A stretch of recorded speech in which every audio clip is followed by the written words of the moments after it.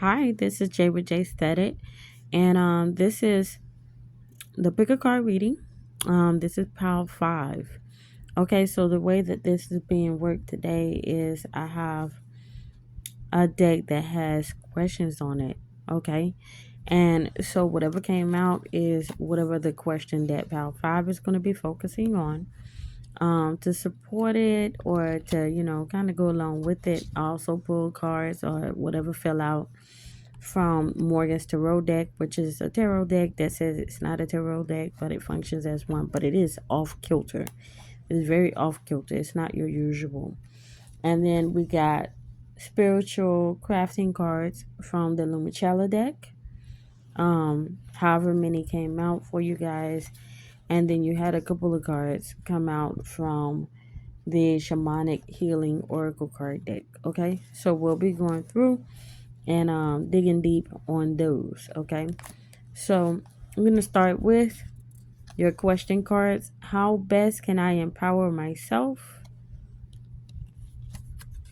And how best can I celebrate myself today? Okay, so the question is, what are you feeling now? And it's so funny because if you notice that they're making the card is giving you the impression of infinity, because it's a card within the card within the card within the card that shows us holding the card. What are you feeling now? Um, so this is kind of like you need to sit with your feelings. How are you feeling about yourself right now? Okay. So what it says here is you might as well feel good now. However, if you are unable, don't worry about it. Our feelings are usually related to our thoughts concerning the future, the past, or our perception of how others feel in relation to us. Plots for the future are valid, but awareness of the present moment clears away spiritual obstacles. So, again, sit in the now. All this has little to do with Japanese wind bells sounding outside my window. All this has little to do with the Japanese wind bell sounding outside my window. As I said, this is an off kilter deck, okay? And what's so funny is someone may have a bell that's going off outside their window, which means what? Message. Alrighty, what's your next card? Let's see. Okay, so here we have the death and rebirth card.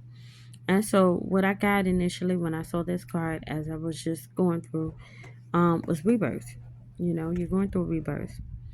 Celebrate yourself by reinventing yourself. Um, if you were dead, dreaming you were alive, and if the laws of your death dream were as constant as those of life, then perhaps there would be no difference between life and death. Death and rebirth have many meanings. The number of realms and spaces in both are beyond all reckoning. The death/rebirth card might refer to the phenomenon of radical alteration and transportation problems involved in changing realms. So, timeline shift. Timeline shift. How can you celebrate yourself? Shift your timeline. If your timeline is not supporting you, guess what? It's time to do something different. A shift of a timeline occurs anytime you do something different than you would normally do. So, if in the morning you would normally get up and start just scrolling on your phone, do something different. Do something different. Okay, so in this deck, Akirawa are the needles/swords. Akirawa is the suit of intellectual and communicative clarity. Unlike traditional swords that often signify conflict or challenges, Akirawa serves as a needle that precisely stitches together the quilt of your thoughts and ideas. These cards cut through the fog of confusion, offering you razor sharp insights into your current situation. So, when you draw one of these cards, you are wielding the needle that will help you sew the patches of your life into a coherent, understandable pattern. So, in this case, we have the 9 of Akirawa. Fear. Anxiety or worry may cloud your mind. Seek inner peace through mindfulness. Again, this is sitting within yourself, sitting with yourself. Let me see. Some of the things in this photo might be relevant to you. So, go ahead and get a good look. Not this photo, but in this card. But yeah, sit with yourself. Sit with yourself. Practice some mindfulness. How do I feel about this? What do I actually think about this? Not what I think based off of trying to be in line with other people's thoughts and feelings and perception. How am I perceiving this? That's something you need to do, okay? Okay, these cards are a little darker, so I'm going to try to zoom in or be a little closer. So, card number 43, if you're into numerology, letting go.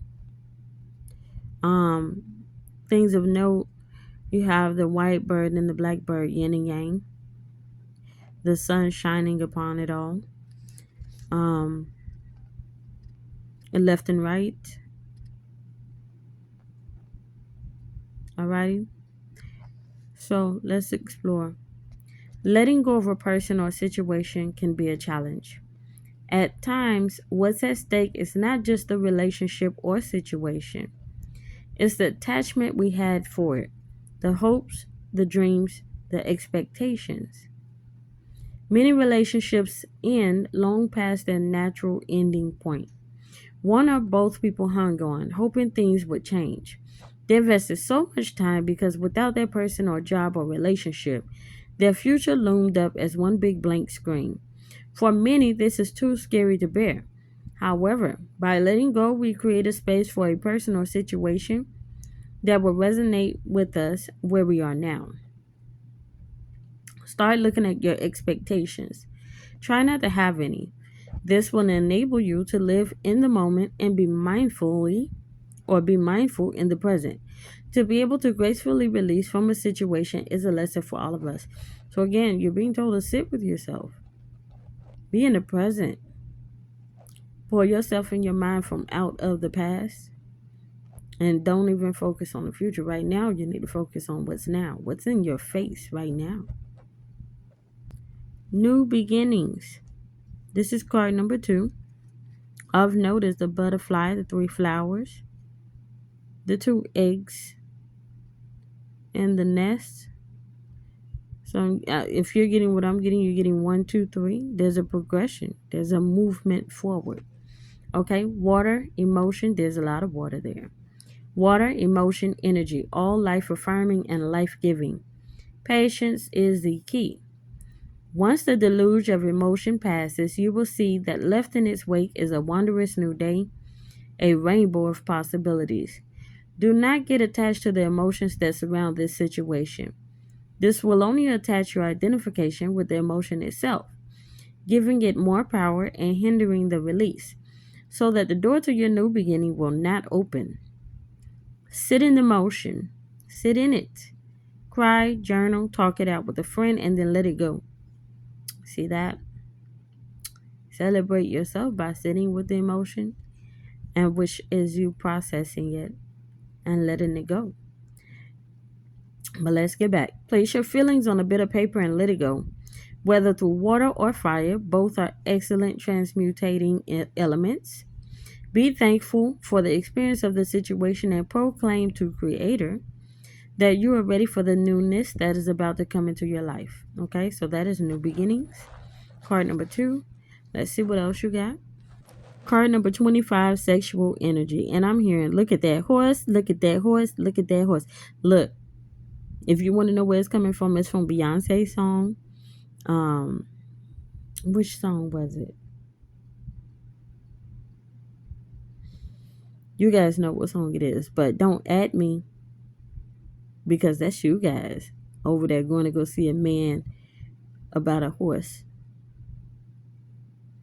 Or Mr. Man, you're going to go see a filly. Fresh tails. But anyway, 25, sexual energy. In the purest sense, sexual energy is not an energy to be expanded from you. It is a state to reside in. The first and second chakras are the root of our sexual feelings. When you use this very potent energy to manipulate people and situations, you're doing yourself a huge disservice. When you expand your life force energy up from your first two chakras and incorporate the energy from your heart and your crown, you can experience the most complete and divine experience of sexual energy possible. This doesn't even have to include another person. When you can merge your connection to creator with your connection to the earth without any filters or blocks between the two, you will experience a complete and true connection. We act as the conduit between heaven and earth, and when we put ourselves into this energy at any given time, we're not tempted to use our sexual energy in a way that feeds our need for validation, nor are we easily manipulated by another's outputting of sexual energy. This card is asking you to look at where sexual energy is directed in your life. And see, that's paired with how can I celebrate myself today? By not going to go see that man about a horse. You are your own horse. Look at yourself, look at yourself, look at yourself. Mm-hmm. Let's go on to the next card. Card number 7. Reunion of Souls. Reunion of Souls. There's a school of thought that says before our souls come to earth, we make contracts or agreements with other souls. At one point in time, we appear in each other's lives to assist those involved in learning a lesson, being a catalyst for a needed change, or to share in profound joy. When a person comes into your life to teach you a lesson, no matter the human form, no matter the human experience, this agreement is based in love. The human experience may have been painful and extremely challenging. Acknowledge the depth of love needed for this contract to take place and then let them go. The experience may have been profoundly moving, but ended abruptly and without reason. Again, be grateful and move on. Cherish the lessons and move forward into your life the way it was meant to be. Alternately, this card signifies a profound soulmate relationship, whether it be between lovers, friends, or parents and children. Cherish the gift given. So, how can you celebrate yourself today? And how best can you empower yourself? Sitting and dealing and processing your feelings and emotions, rather than bottling them up, I'm hearing. And revel in and enjoy those soul contracts that have come through and that you are completing and working through, regardless of how hard or harsh the lesson may seem.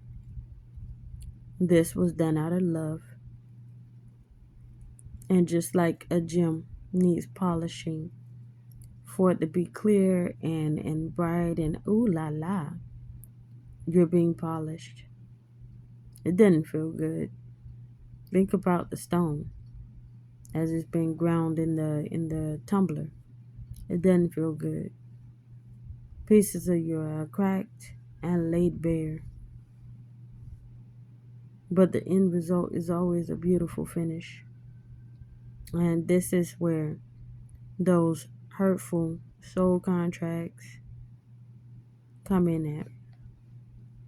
Celebrate yourself by understanding that it was done for you and not to you. Okay? So, how best can I celebrate myself? Celebrate you and all the things you've come through. Alrighty, this has been Jay with Jsaidit. This was for pal number, what pal was this, Nana? 5. Yes, this was for pal number 5. And I can be found on YouTube under at Jsweat69. And I hope this has been of help to you. Okay? Pal 5. Thank you and have a good day.